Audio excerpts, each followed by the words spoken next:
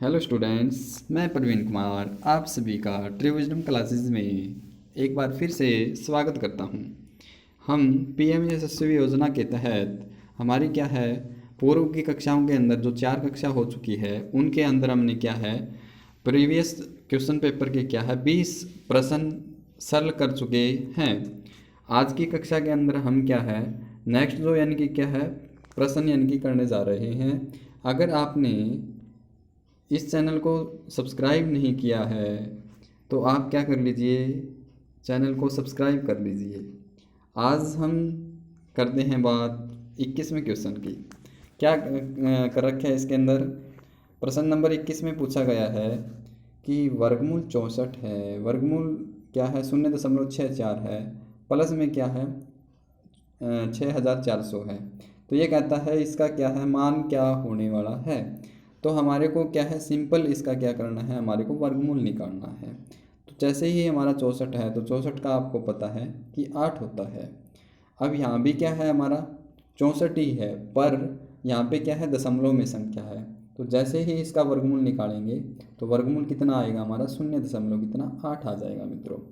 उसके बाद में बात करें हम 6400 की, तो 6400 का क्या होगा हमारा वर्गमूल निकालेंगे तो कितना हो जाएगा हमारा 80 हो जाएगा। तो इन तीनों का क्या है, तीनों संख्याओं का जो इनकी क्या हमने वर्गमूल निकालने के बाद में जो परिणाम प्राप्त किया है वो क्या है 8 प्लस में 0.8 प्लस में 80 प्राप्त किया है। जैसे ही हम क्या है इनका योग करेंगे तो योगफल जो आने वाला है 80 प्लस में 8 कितना हो जाएगा 88 हो जाएगा। और 88 में क्या है 0.8 जोड़ेंगे तो ये हमारे को रिजल्ट कितना देगा हमारा 88 दशमलव कितना 8 देने वाला है, जो हमारा क्या है पहले ही विकल्प में हमारे को देखने को मिलता है। तो हमारा ये नहीं होगा, दूसरा विकल्प नहीं होने वाला, तीसरा नहीं होगा और हमारा क्या है चौथा विकल्प यानी कि इसका उत्तर के रूप में नहीं होंगे। तो हमारा जो उत्तर होगा इस प्रश्न का 21वें क्वेश्चन का वो हमारा क्या है पहला विकल्प होने वाला है। हम क्या है नेक्स्ट स्लाइड की और क्वेश्चन नंबर क्या है 22 की अगर बात करें तो इसके अंदर हमारे को क्या कह रखा है, ये कहता है निम्नलिखित में से कौन सी एक पूर्ण वर्ग संख्या नहीं है। ये कहता है अगर इनका क्या करें हम वर्गमूल निकालें, पूर्ण वर्गमूल क्या है निकालें तो कौन सी संख्या का क्या है पूर्ण वर्गमूल नहीं निकाला जा सकता। तो आपको पता है पूर्ण वर्गमूल निकालने की क्या है मुख्यतः मूल रूप से क्या है 3 विधियाँ होती है, जिसमें से एक जो प्रचलित यानी कि विधि है वो क्या है हमारी भाग विधि। तो हम बात करते हैं यहाँ पे पहली संख्या क्या है हमारी 1369 है। तो इसका वर्गमूल जैसे ही निकालेंगे तो क्या करेंगे दो अंकों का क्या जोड़ा बनाएंगे। तो यहाँ पे क्या होगा हमारा 3 आएगा, तो 3 का वर्ग करेंगे कितना आएगा हमारा 9 आएगा। तो जैसे ही इसमें से यानी कि घटा करेंगे तो कितना 4 आ जाएगा और यहाँ पे कितना आ जाएगा 6 9 आ जाएगा। 3 और 3 कितना फिर यानी कि क्या है हमारा चरण क्या है 3 और 3 कितना होता है 6 होता है। तो अब अगर इसमें क्या करें हम यहाँ पे अंक चढ़ाएंगे तो वहाँ भी यानी कि हमारे को अंक वो ही करना पड़ेगा और संख्या बढ़ने के बाद में उसी अंक के साथ में क्या करनी पड़ेगी गुणा करनी पड़ेगी। तो यहाँ जो होने वाला है वो क्या होगा हमारा ये देखते हैं। क्या हम शून्य रखें, शून्य रखेंगे तो हमारा शून्य आ जाएगा जो 469 से क्या है बहुत ही यानी कि कम होने वाला है। अगर क्या है हम एक उतारेंगे तो एक हमारे को ऊपर रखना पड़ेगा तो 61 बनेगी संख्या। फिर क्या है 61 का क्या है एक के साथ में गुणा करेंगे तो वो भी यानी कि बहुत छोटा होने वाला है। जैसे ही हम 2 करेंगे तो 2 ऊपर यानी कि चढ़ाएंगे तो फिर यानी कि क्या हो जाएगा हमारा 124 हो जाएगा, जो यानी कि इससे बहुत यानी कि छोटा है। उसके बाद में अगर क्या करें हम 3 की अगर बात करें तो 3 रखेंगे तो हमारा क्या है 3 से ही क्या है 63 बनेगी और 63 से फिर क्या है 3 से गुना करेंगे। तो ऐसे क्या है हम क्या है अंक रख के और यानी कि क्या कर लेंगे ये देखेंगे कि 469 आता है या नहीं परिणाम। तो ऐसे हम क्या है 7 रखते हैं, तो 7 जैसे ही रखेंगे तो 7 रखने पर कितना हो जाएगा 7 7 कितना ऐसे होता है 4 हासिल प्राप्त होगी, 7 6 42 और 4 कितना 46 मीन्स यानी कि इस संख्या का क्या है पूर्ण वर्गमूल है। तो पहले विकल्प जो दिया हुआ है वो तुम्हारा पूर्ण वर्गमूल है। इसी प्रकार क्या है 1225 का अगर वर्गमूल निकालेंगे हम तो इसका भी क्या निकलेगा हमारा इसी विधि के द्वारा। तो ये भी क्या है पूर्ण वर्गमूल निकलेगा इसका, जो यानी कि किसका होता है हमारा 35 का होता है। इसी प्रकार 1156 की अगर बात करें हम तो 1156 भी क्या है पूर्ण वर्गमूल यानी कि निकाला जा सकता है। तो तीसरा जो विकल्प होने वाला है ना इस संख्या का क्या है पूर्ण वर्गमूल नहीं होता। 1024 होता है जो यानी कि 32 का होता है। तो ये क्या है, 1000 अगर 24 होता तो हम कहते हैं कि चारों का ही पूर्ण वर्गमूल निकाला जा सकता है।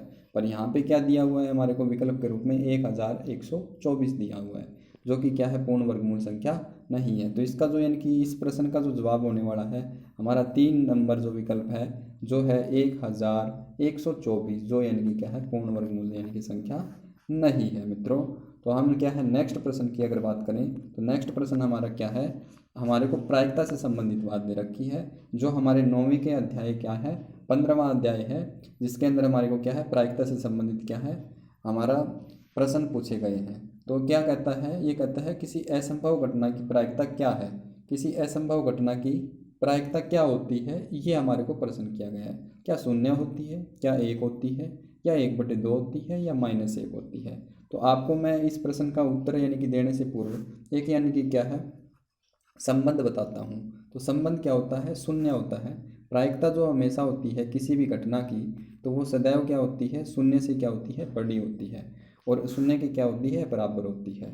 और प्रायिकता जो होती है वो क्या होती है हमारी, 1 से क्या होती है, छोटी होती है, और 1 के क्या होती है, बराबर होती है। तो ये संबंध भी आपको क्या है, याद रखना है। ये संबंध हमारा क्या है, हमारे को नेक्स्ट यानी कि क्या है, 29 सितंबर को जो यानी कि परीक्षा होने वाली है उसके अंदर आपको देखने को मिल सकता है। तो हम बात करें क्या, ये जो प्रायिकता जो सदैव होती है वो क्या है, 0 और 1 के बीच में होता है। तो संख्या रेखा अगर इसको संख्या रेखा से यानी कि दर्शाने की कोशिश करें तो ये 0 है, ये कितना है, हमारा 1 है। तो प्रायिकता सदैव क्या होती है, 0 से क्या होती है, बड़ी होती है, 1 से क्या होती है, हमारी छोटी होती है। तो ये आपको यानी कि क्या है, अच्छे ढंग से याद रखनी है। तो हमारी 0 से क्या है, छोटी नहीं होती, मीन्स यानी कि ऋणात्मक हमारे को क्या है, कोई विकल्प हमारे को मिल जाता है तो वो क्या हो जाएगा, 0 से छोटा हो जाएगा। 1 से यानी कि बड़ा मिल जाए हमारे को, 1.2 मिल जाए, 1.3 मिल जाए, या हमारे को 2 मिल जाए, या 2.3 मिल जाए, या 7.4 मिल जाए, जो यानी कि 1 से क्या होगी, हमारी बड़ी यानी कि क्या है, परिणाम के रूप में मिलती है। तो हमें क्या है, प्रायिकता को ध्यान में रखना है कि जो हमारे को विकल्प दिए हुए हैं वो क्या है, 0 और 1 के बीच में होना चाहिए। तो 0 और 1 के बीच में अगर होगी तो वो क्या है, किसी भी घटना की प्रायिकता हो सकती है। यहाँ पे क्या है, 0 है, मीन्स यानी कि ये प्रायिकता होगी पक्की, किसी न किसी घटना की जरूर होगी। 1 दिया हुआ है तो ये भी, क्योंकि 1 के बराबर है तो ये भी किसी न किसी घटना की प्रायिकता होगी। ये दे रखे हैं 1 बटे कितना, 2 दे रखे हैं, तो ये भी किसी न किसी घटना की प्रायिकता होगी। क्यों, क्योंकि ये 0.5 उत्तर देता है 1/2। तो 1/2 0.5 उत्तर देता है, इसका मतलब ये 0 और 1 के बीच में है, तो ये भी किसी न किसी घटना की प्रायिकता होगी। -1 क्या है, -1 मतलब यानी कि 0 से क्या होगी, हमारी छोटे यानी कि संख्या है, ऋणात्मक पूर्णांक है, तो ये किसी घटना की प्रायिकता नहीं हो सकती। परंतु हमारे को प्रश्न क्या कहता है, असंभव घटना की प्रायिकता क्या होती है। तो हमें क्या कहेंगे, असंभव घटना की जो प्रायिकता होती है वो क्या होती है, हमारी 0 होती है। अगर यहीं पे प्रश्न अगर वो कहता कि संभव घटना की प्रायिकता क्या होगी तो हम उत्तर देंगे 1। तो आपको ध्यान में रखना है, असंभव घटना की प्रायिकता सदैव क्या है, 0 होती है। संभव घटना की प्रायिकता कितनी होती है, 1 होती है। ये 1/2 जो है वो किसी घटना की प्रायिकता हो सकती है कि भाई यानी कि क्या है, कोई भी प्रश्न कर दे तो उससे संबंधित क्या है, ये प्रायिकता हो सकती है किसी भी घटना की।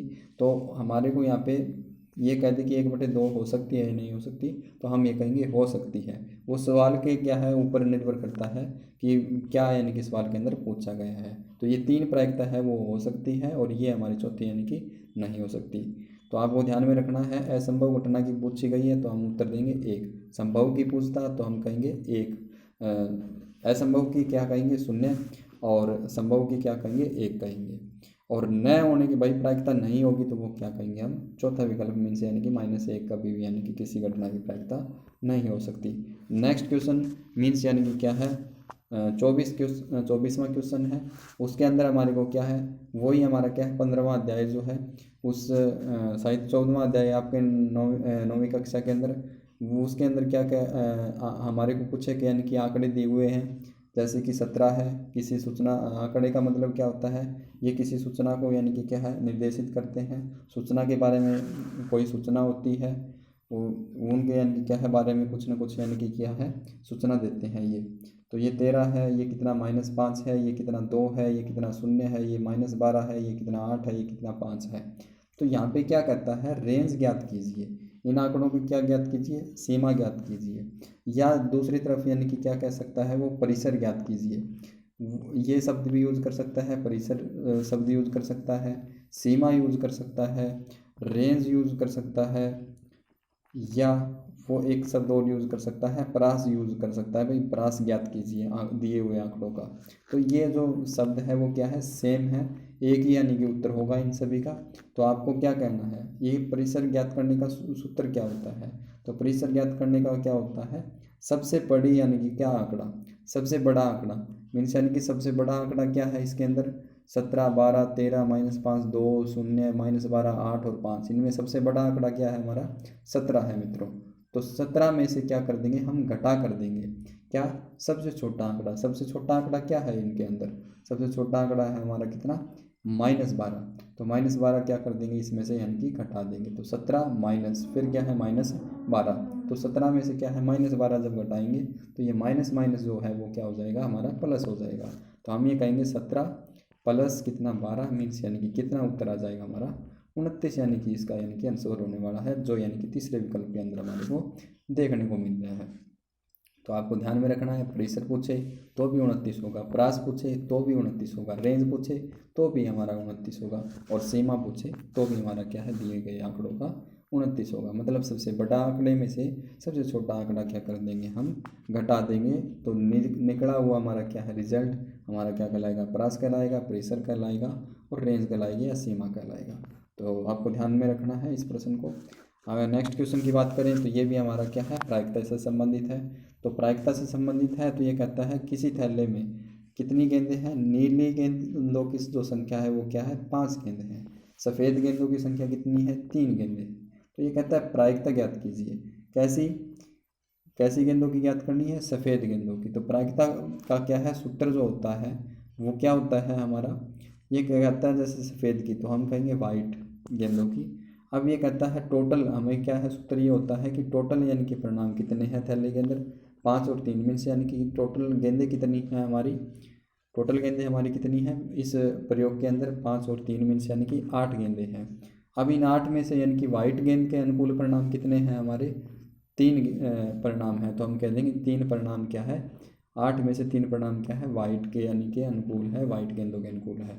तो हम ये कह देंगे प्रायिकता जो होने वाली है वाइट गेंदों की वो कितनी, 3/8 होगी। इसके विपरीत अगर वो नीली गेंदों की पूछता तो हम कहते 5/8 होने वाली है। तो हमारा क्या है इसका उत्तर जो यानी कि इस प्रश्न का जो विकल्प रहने वाला है वो हमारा दूसरा विकल्प यानी कि होने वाला है।